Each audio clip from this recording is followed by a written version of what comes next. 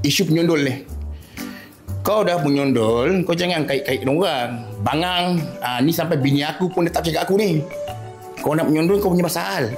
Musibah, kau nak menyondol, kau punya pasal. Tahu, kau punya pasal. Tapi jangan kaitkan kita orang sekali.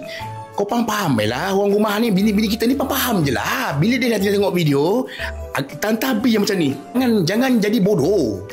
Kau nak menyondol, kau nak curang, kerja biar clean. Ni kerja kau tak clean. Isu sekarang ni, wah, bukan main gempak. Ketutup macam cerita. Kami tu kosita. Bini punyalah cantik, kau pilih muka kuda buat apa? Bini punya cantik kau, anak kau punyalah comel-comel. Kau ni kata bangang kau marah. Dah viral tau. Isu penyondol ni dah viral. Dah viral, sangat-sangat viral. Syed Palih, ingat, nak buat apa-apa kerja, kasih clean. Tahu? Ingat, kalau bini kita dah lawa, jangan cari lain. Bangkai, ingat, bini dah lawa, jangan cari lain. Syed Palih.